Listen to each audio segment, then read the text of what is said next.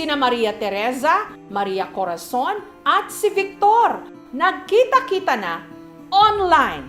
Pero bago ang lahat, kailangan muna nating maniguro sa resulta ng kanilang DNA test. Kung may theme song daw ang malapelikulang buhay ni Corazon, ito yon. Ako ang batang ulila, sa ina't amang lumuluha. Kayo ang aking pag-asa, sa mundong aking ginagalaw. Narito ako ngayon sa inyong harapan, nagmakaawa lamang sa inyo. Dahil bata pa ako. Ang awiting ito, itinuro raw sa kanya ng isang estranghero nung nalamang siya'y ampon at hinahanap ang tunay niyang mga magulang. Hindi raw kasi kayang buhayin noon ng kanilang mga magulang, sina Corazon at ang ka-triplets niyang, sina Teresa at Victor Bulaklak. Kaya pinaghiwa-hiwalay sila at ipinamigay sa magkakaibang mga pamilya. Walang kamalay-malay si Corazon na ang batang kalaro niya noon, ka-triplet pala niya, si Teresa. Nagyakapan kami, nag-iyak. Kapatid pala tayo, hindi namin alam. Nung nagdebu sina Corazon at Teresa, kala nila sila'y kambal. Sa puntong yon, lumitaw ang tunay nilang ina, si Anita. At dun palang ipinagtapat sa kanila na hindi lang pala sila kambal, kundi meron pang ka-triplets. Ang bunsong si Victor na ipinaampun din. Hinanap ni na Teresa at Corazon si Victor sa sinasabing kumupkup sa kanya. Pero naglayas din daw ito. Lakas ang fighting spirit namin na buhay siya. 6 na dekada nang nawalay sa kanila si Victor. Kaya sa oras daw na mahanap nila ito, iaalay ni Corazon ang kanyang awitin. Isa lamang akong musmos, walang masisilungan, walang makakainan, walang matutulugan. Paano na ngayon akong... Sana nga, matagpuan na namin si Victor. Yun lang nanghiling namin sa Panginoon. Mag-iisang taon matapos naming unang naitampok ang kanilang kwento, tsaka palang may lumutang na nagpapakilalang kakambal o ka-triplets nila. Nasa Buhi, Camarines Sur siya. Siya po si Victor Bulaklak. Dati raw siyang palaboy sa Pasig. Nung maliit po ako, lumayas po ako sa amin. Nag-iisa lang ko kung saan ako kumakain eh. Bakit po kayo naglayas, sir? Wala ko po akong natatandaan po. Hanggang kupkupin si Victor ng pamilya ni Miriam at dinala siya ng mga ito sa Bicol. Parang lutang din nga siya kung tawagin. Nagsasalita siyang mag-isa. Dahil sa katarata, hindi na nakakaaninag ang mga mata ni Victor. May pagkaisip bata rin daw siya. Halos burado ang kanyang alaala. Hindi ko po matandaan yung tatay ko at saka nanay ko po. Pero kung may isang bagay na hindi raw niya malilimutan, Si Teresa at saka si Corazon, saka ako, si Victor Bulaklak. Tatlo lang kami. Pag nakita ko sila, masaya na ako.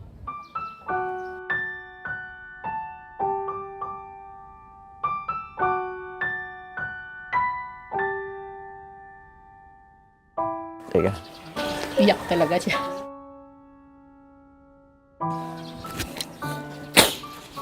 Kapatid ko po sila.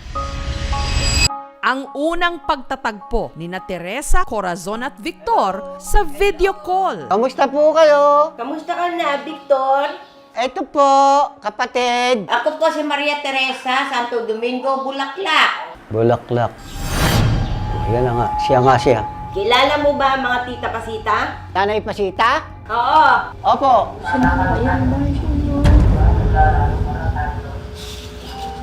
Victor, naalala mo nung maliit pa tayo? Nangliligo tayo sa swimming pool ng Lolo Ablasa? Oo, nilululot kita. Yung malilit pa tayo.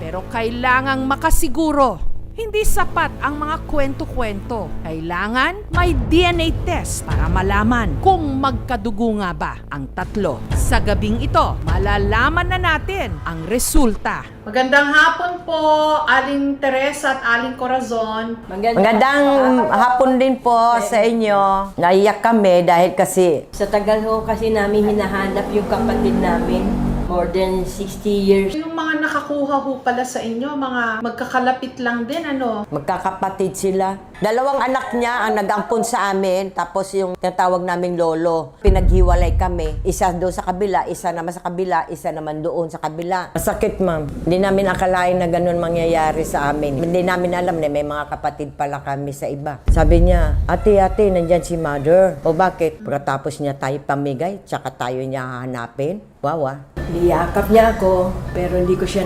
nayakap. Sa ginawa nila sa amin, hindi namin matatanggap. Humingi ho ba siya ng tawad sa inyo? Napatawad na namin kahit papano nagawa niya sa amin yun. Nanilihim niya na may kakambal kami. Kamusta po kayo, Mang Victor? Ito po, mabuti po, masaya po. Masaya at magkikita sila kung sila talaga ang magkakapatid na hinahanap. Ano ho bang balak nyo pagka napatunayan nga sa DNA na si Aling Teresa at si Aling Corazon ang mga nawawala nyong ka-triplets? Kasama po ako kasi kinukuha na po ako nila kung kapatid ko. Wala kayong duda na triplets kayo, kailangan pa rin ho natin tignan yung resulta ng inyong DNA test para 100% po tayong sigurado. Do you have the results now? Yes, ma'am. Ang probability of paternity. Kasama ho natin ngayon si Mr. Jaime Lazatin. Ano ho bang klaseng DNA test ang isinagawa po ninyo? Since wala ho yung mga parents nila, siblingship test ang ginawa natin. The test is to find out if they have the same biological mother and father. Pwede ho bang malaman na po natin yung results ng DNA test kay Mang Victor, kay Aling Teresa? Do you have the results now? Yes, ma'am. Go ahead and read it po. Ang probability of paternity is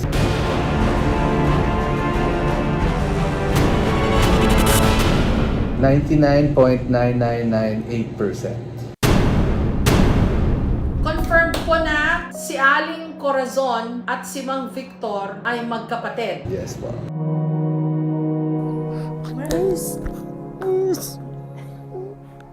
Maraming salamat.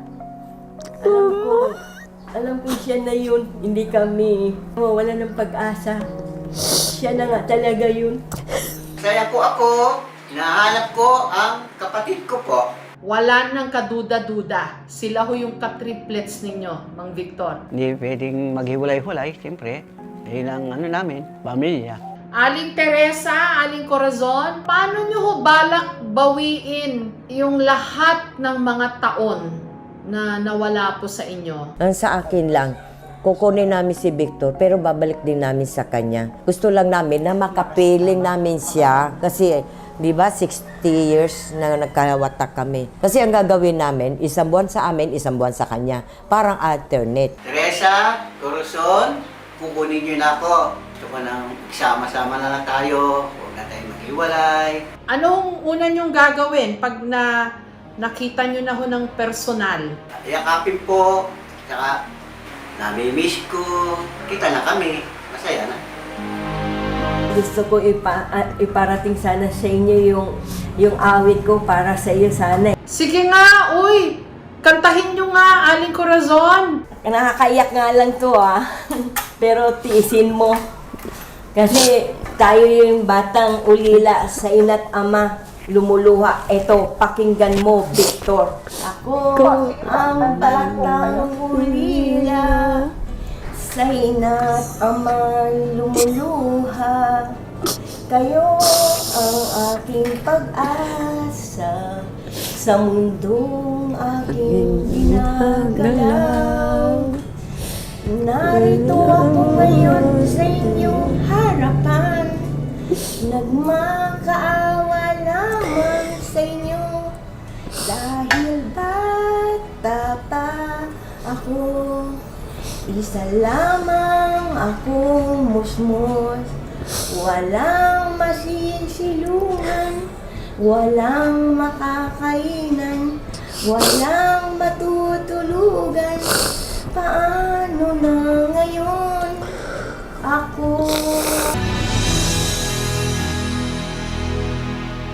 Yun lang yun, Victor. Magpakabait ka dyan. Huwag kang lalayas ha. Puntahan ka namin dyan. Magpakabait ka sa nag-alaga sa iyo. Magpasalamat ka. Susunduin namin siya pag sa tamang panahon, Ma'am Jessica. Ako ang batang ulila, sa ina't amang lumuluha. May ilan, inihahambing sa isang mahabang malungkot na awitin ang kanilang buhay. Pero bakit nga ba sa pagwawakas ng ganitong kanta, ang pagmamahal at pangungulila mas damang-dama? Thank you for watching, mga kapuso. Kung nagustuhan niyo po ang videong ito, subscribe na sa GMA Public Affairs YouTube channel. And don't forget to hit the bell button for our latest updates.